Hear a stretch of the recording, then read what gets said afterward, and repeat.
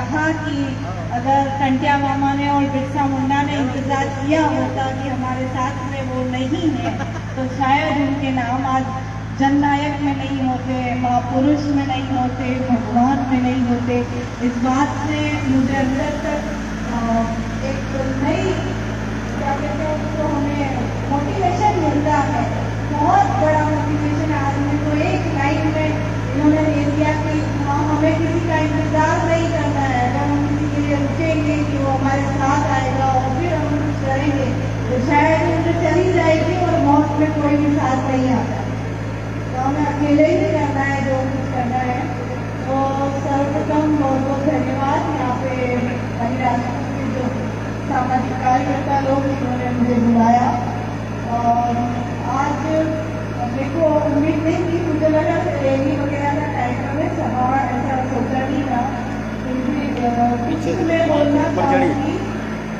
कुछ चीज़ें होती है जिनको लोग समझते हैं कि हमें उन चीज़ों को सार्वजनिक नहीं करना चाहिए, गुप्त रखना चाहिए, पर कई बार इन चीज़ों को गुप्त रखने से हमें नुकसान होता है, चाहे मुझे लड़कियों के हैं चाहे लड़कों के हैं।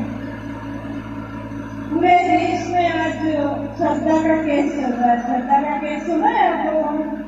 जिस लड़की को उसके प्रेमी ने 35 टुकड़ों में काट दिया। टीवी के हर एक न्यूज चैनल में श्रद्धा श्रद्धा श्रद्धा, हिंदू मुसलमान के अलावा कुछ नहीं दिखाया जा रहा है। उस केस को जब मैं गौर से देखती हूँ तो मैं ऐसा सोचती हूँ कि श्रद्धा को जब उसके प्रेमी ने पहली बार मारा होगा और उसने उस टाइम उसे छोड़ दिया होता तो शायद 35 टुकड़े नहीं होते।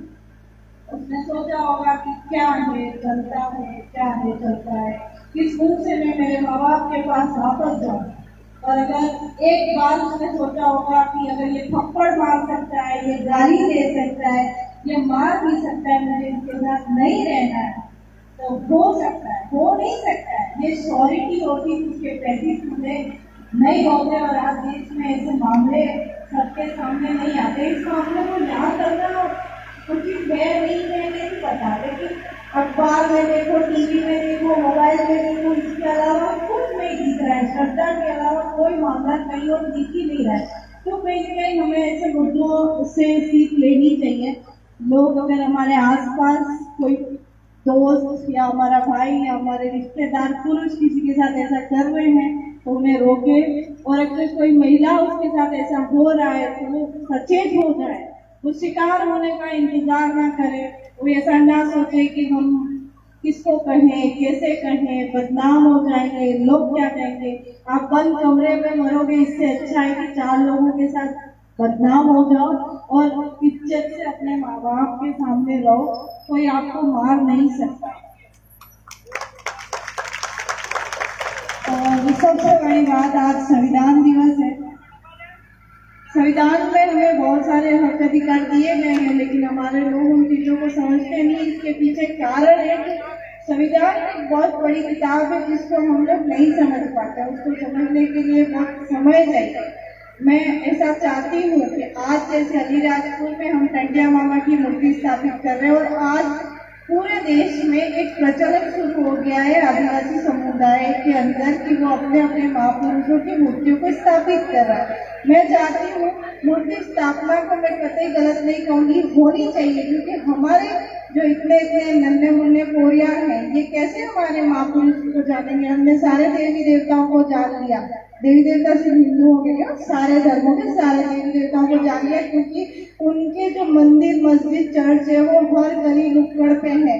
हमारे महापुरुषों का किसी गली नुक्कड़ पे कुछ नहीं। इसलिए हम खुद 10वीं तक 12वीं तक कॉलेज तक हमारे भगवानों को नहीं जानते थे, हमारे महापुरुषों को नहीं जानते थे, लेकिन अब जिस हद तक हमारे एक मूर्ति स्थापना का कार्यक्रम चल रहा है, इससे हमारी पीढ़ियां जागृत हो रही है। मैं चाहती हूँ कि जब ये मूर्ति स्थापित हो जाए, ये मूर्ति जिस भी जगह पे स्थापित हो, वहाँ हम दीपक अगरबत्ती लगाए या ना लगाए, इनकी कहानियों की एक किताब वहाँ पे रखी होनी चाहिए, संविधान की एक किताब वहाँ पर रखी होनी चाहिए।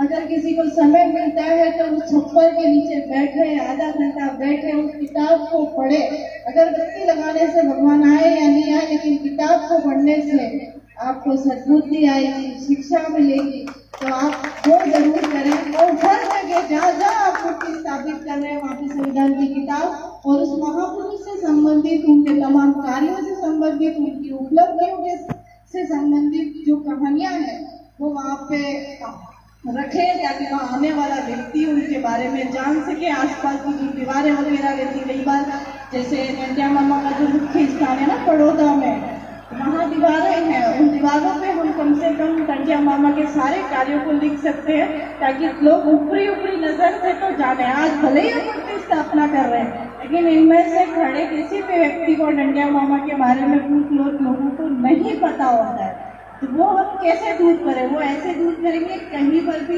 जहाँ जहाँ उनका स्थान है उसके साथ में उनके बारे में छोटी छोटी चीजें लिख के रखेंगे, ताकि कोई चलता फिरता भी देखे, समझे और अपने जीवन में उतारे।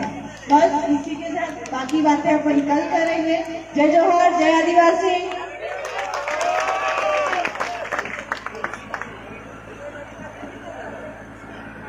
बहुत ही अच्छी बात आपके बीच में भगवती भील जी ने रखी है, और ऐसे कई वक्ता हमारे बीच में जो है आज में इन्होंने जो बोला है कि एक बुक होना चाहिए, तो एक बाबा साहब का में 2 लाइन विचार मुझे मेरे माइंड में आए हैं कि उन्होंने बोला है कि शिक्षा शेरनी का वो दूध है जो पिएगा वो दहाड़ेगा।